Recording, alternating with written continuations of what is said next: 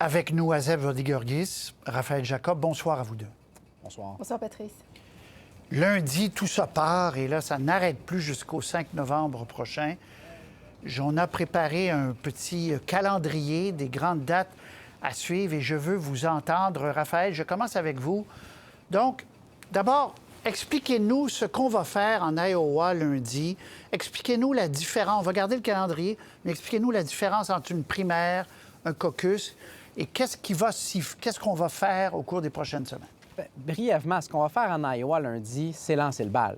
Donc, c'est pas que l'Iowa fait la différence d'un point de vue mathématique. Vous savez, une course à l'investiture d'un parti, que ce soit pour le Parti démocrate ou le Parti républicain, c'est une course aux délégués. C'est-à-dire qu'on se bat pour aller chercher une majorité absolue de délégués qui se réunissent, et je suis content qu'on le mentionne d'ailleurs également au tableau, là, à la Convention nationale du parti. Donc, pour les républicains, ça va être en juillet cette année, pour les démocrates en août.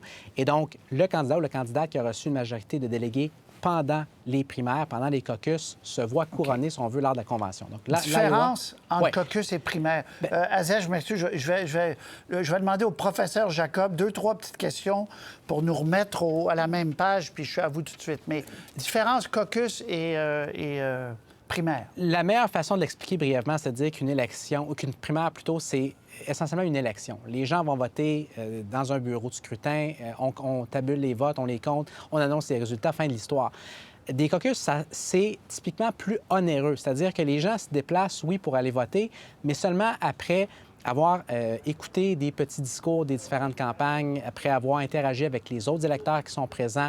Après coup, là, on vote et après coup, les résultats sont annoncés. Ce que ça donne concrètement, Patrice, comme dynamique, c'en est une dans laquelle il y a beaucoup moins de gens typiquement qui participent à des caucus parce que justement, c'est plus onéreux qu'à des primaires. Pour vous donner un exemple rapide avant de donner la parole à Azeb, en 2016, en Iowa, la dernière fois qu'on a tenu des caucus, parce qu'évidemment, en 2020, M. Trump n'avait pas vraiment de compétition comme président sortant, on avait à peu près 200 000, un peu plus de 200 000 personnes qui avaient participé dans les caucus républicains, dans un État qui n'est pas énorme, mais qui compte quand même plus de 3 millions de résidents. Donc, il faut réaliser que c'est une minorité, et c'est la minorité la plus mobilisée, la plus politique. C'est des gens qui vraiment s'impliquent en politique. C'est pas juste mettre un X. Bon, Azeb, on voit le calendrier. Bon, ça commence lundi. L'Iowa, d'ailleurs, c'est pas que c'est... Les gens se posent la question pourquoi on en parle. Parce que c'est le premier, c'est tout. On en parle. Sinon, il n'y a pas plus d'importance que les autres, chaque État. Mais quand même, au mois de mars, le Super Tuesday, le Super Mardi, là, à peu près, on sait qui a gagné, n'est-ce pas? Oui, tout à fait. Il y aura environ 16 États qui auront déjà voté, si vous voulez, pour la primaire. Et à la fin du mois de mars, les 2/3 des États aux États-Unis auront déjà choisi leur candidat. Donc, on aura une meilleure idée.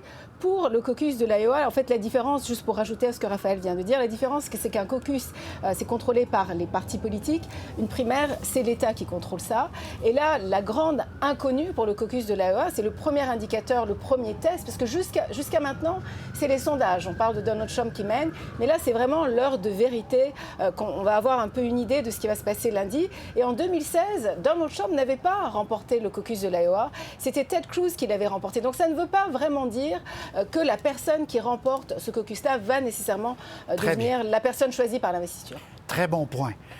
Je vais vous montrer les candidats des deux côtés, mais il y en a un qui c'est plus simple, les démocrates. Mais voyons ceux qui restent, là, la ligne de départ pour les républicains. Donc, évidemment, M. Trump avec une large avance. Je vous montrerai des sondages après, mais Ron DeSantis, Nikki Haley, on a Vivek Ramaswamy et Isaac Hutchinson. Mais les trois premiers, Raphaël, rapidement, risquent de se rendre quand même plus loin. On verra.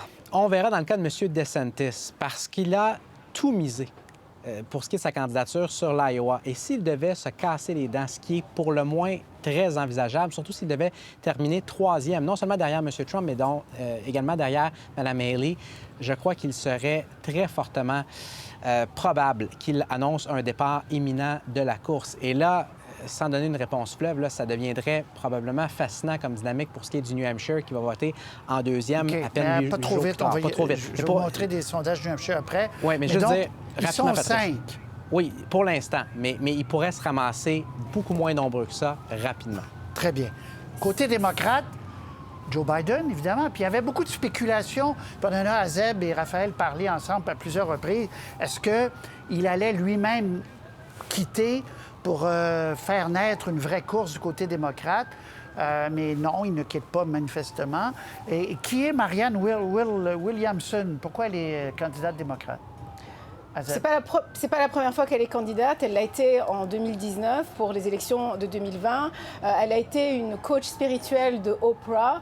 C'est pas quelqu'un qui risque de remporter la primaire démocrate. Vous savez, il n'y a pas eu de débat entre les démocrates. D'ailleurs, elle l'a vraiment critiqué. Elle a dit que ça serait bien que les électeurs puissent décider eux-mêmes qui choisir. Il y a également Dean Phillips qui a décidé de se présenter en disant que lui, c'est une nouvelle génération. Mais pour revenir sur le caucus de l'Iowa, Patrice, la grande inconnue là aujourd'hui, c'est qu'il y a une grosse tempête cette fin de semaine en Iowa. Nous, on devait y aller et notre vol a été annulé. Et même Nikki Haley a annulé toutes ces elle devait rencontrer des en fait, gens c'est de la l'Iowa. tempête qui s'en vient chez nous qui est là. Voilà, exactement. Et donc, en fait, le taux de participation, ça va être extrêmement important lundi. Est-ce que les gens vont sortir pour voter? Est-ce qu'évidemment, ceux qui soutiennent Donald Trump, ce qu'ils disent, c'est que les partisans de Donald Trump vont sortir, c'est sûr, c'est vraiment des purs et durs Trumpistes. Mais est-ce que ceux qui soutiennent Nikki Haley ou Ron DeSantis vont le faire? Ron DeSantis, il a visité les 99 comtés de l'Iowa. Raphaël le disait très bien. Il s'est vraiment donné à fond, corps et âme dans cette campagne-là. Il a même reçu le soutien de la gouverneure. Et là, c'est sûr que s'il perd, ça va être un échec extrêmement cuisant pour lui. Évidemment, ça sera au profit de Nikki Haley. Et en fait, c'est un peu une course pour la deuxième place entre les deux. Très bien. Je reviens quand même, parce que je ne suis pas obsédé là, ce soir. Robert Kennedy, les gens entendent ce nom, Robert Kennedy Jr., on revoit le tableau, 18-30. Alors, qu'est-ce qui vient indépendant? Je lisais, il peut brouiller les cartes. Comment peut-il, rapidement, Raphaël, brouiller les cartes? Il ne les brouillera pas dans le court terme, Patrice, parce que là, on se parle de course à l'investiture. Il n'est même plus candidat à l'investiture démocrate. Il a décidé de lancer son chapeau dans l'arène pour ce qui est de l'élection générale comme candidat indépendant. Donc, on parle de l'Iowa, du New Hampshire, de la Caroline du Sud, peu importe quel État qui va dans le cadre de primaire ou de caucus, M. Kennedy n'est pas et ne sera pas un facteur. Bon, ça, c'est réglé. Alors, Azeb, je reviens à l'Iowa. Je vais vous présenter le tout dernier sondage aujourd'hui. Et c'est littéralement le dernier qu'il y aura. Il y en a eu 2. Et où on voit M. Trump à 51, DeSantis 17, Nikki Haley 17 et Vivek à 7. Ça vous dit quoi, ça, Azeb? Écoutez, je vais vraiment citer quelqu'un de l'Iowa de droite, un pasteur qui disait qu'en fait, Donald Trump, c'est pas le gros poisson dans un petit étang, c'est une baleine dans une baignoire. C'est-à-dire qu'il écrase tout, il est incontournable et il est vraiment en tête du peloton. Les gens le soutiennent. Vous savez, on vient de voir que l'Église évangélique le soutient également. En 2020, il avait reçu 1/5 des votes de cette Église-là, alors que là, il reçoit quand même 51% des évangéliques. Parce que, évidemment, à cause des 3 juges de la Cour suprême, à cause de sa position sur l'avortement. Donc, il est vraiment en train de mobiliser cette frange de la population. Et pour le moment, c'est encore lui qui mène. Et puis, on l'a vu au débat il y a quelques jours.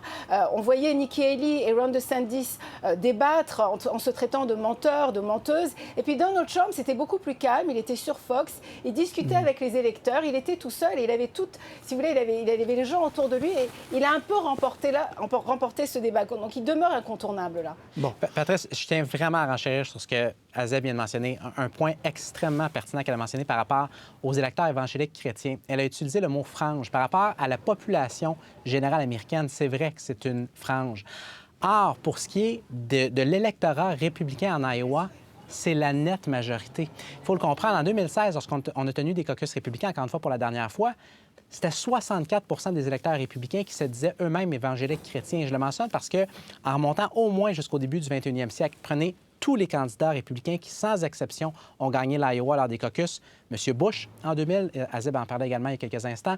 Regardez Rick Santorum, regardez Mike Huckabee, regardez Ted Cruz. En 2016, dans tous les cas, ils avaient misé énormément leur campagne sur cet appel aux évangéliques chrétiens. M. DeSantis a tenté de faire ça. Ça risque de ne pas fonctionner. Et comme Azeb le mentionnait, c'est M. Trump qui semble être très, très bien positionné pour bien faire auprès de ces gens-là. Iowa, lundi, c'est réglé pour Trump, dites-vous.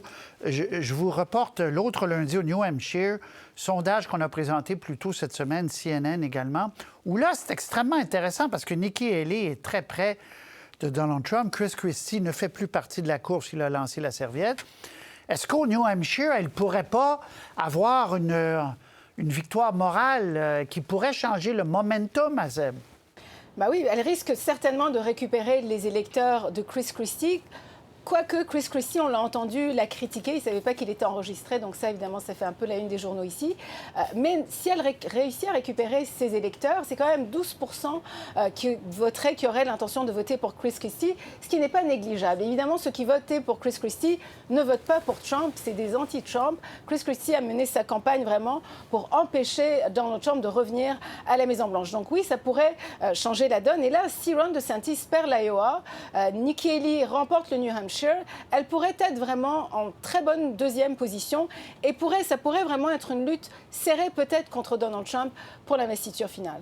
Est-ce qu'on peut imaginer, et je sais que vous dites non à ça très clairement, mais on va voir le calendrier judiciaire de Donald Trump. Est-ce que ce n'est pas la seule variable qui pourrait, Raphaël, venir changer la donne? Les événements du 6 janvier, les paiements, on pense que non. Procès pour avoir conservé, non. Mais procès pour fraude électorale en Géorgie, est-ce que ça, c'est quand même pas très, très sérieux et ça pourrait venir dérouter les gens? Pour ce qui est de l'investiture républicaine, Patrice? Oui. Non. OK. Rien de ça peut... Donc, plus rien ne peut l'arrêter. Êtes-vous d'accord avec ça, Zeb? C'est-à-dire que Donald Trump, la stratégie de ses avocats, c'est vraiment de repousser au plus tard possible les dates de procès. Là, on l'a vu, il porte en appel à peu près toutes les causes. On va évidemment entendre également la cause du Colorado, voir si oui ou non il pourra faire partie du bulletin de vote, mais ça reste quand même assez marginal, si vous voulez. Donc, pour le moment, son équipe essaie de tout repousser jusqu'aux élections. Et puis là, après les élections, on verra évidemment ce qui va se passer si jamais il l'emporte. Et puis lui, il a averti, il a dit que s'il ne peut pas se présenter, si on l'empêche de se présenter, ça va être le chaos. Donc, il continue à faire des menaces comme ça et il continue à être assez populaire. Et ce qui est assez incroyable, Patrice, c'est que Donald Trump, en fait, il fait des rallyes, des rassemblements, il fait ses débats tout seul. Et puis en même temps, à chaque fois qu'il se présente devant les tribunaux, c'est aussi pour lui le moment de s'adresser à ses partisans en se présentant comme une victime. On l'a vu à New York, on l'a vu à Washington cette semaine. Et ça lui fait des points à chaque fois. Et à chaque fois, ils font aussi des levées de fonds. Donc, c'est assez inouï, tout ce qui se passe ici. Alors, Raphaël, et ce que vient de dire Azeb, si on l'avait dit il y a 4, 5, 6 ans, c'est quand même incroyable. Il ne fait aucun débat. Il n'y a rien qui lui colle. Il ne fait rien comme les autres. Et personne ne pourrait faire ce qu'il fait et survivre. Et lui, non seulement il survit, mais sa base l'adore. Et en fait, encore une fois, pour enchérir sur ce qu'Azeb vient de mentionner, lors de la dernière semaine, tout candidat normal aurait été à un endroit, et un endroit uniquement, l'Iowa. Parce qu'évidemment, c'est le premier État qui va lancer le bal dans les prochains jours. Donald Trump n'était pas obligé d'être à Washington, d'être à New York. Il a choisi de façon clairement stratégique de parader devant les caméras de télévision à l'extérieur de ces tribunaux-là parce que politiquement, justement, électoralement, il jugeait, je crois, à juste titre, d'un point de vue froidement analytique, que c'était plus payant pour lui de faire ça que de faire campagne activement auprès des électeurs qui vont avoir le premier mot pour ce qui est de cette course à l'investiture lundi prochain. Et pourquoi? En énorme partie parce que c'est démêlé avec la justice. Et ça, j'ai l'impression de vous le répéter depuis carrément des mois, presque sans relâche. Ça lui permet de renforcer son message électoral, absolument. Alors, on aura l'occasion d'en reparler. Dans quelle mesure il pourra fédérer des gens de stature autour de lui? D'abord, il y a une colistière qui doit choisir. Dans quelle mesure? Parce que la dernière fois, beaucoup de gens étaient allés avec Chris Christie, est un exemple. Là, qui voudra aller avec Trump? On en parle. Merci beaucoup. Bonne fin de semaine.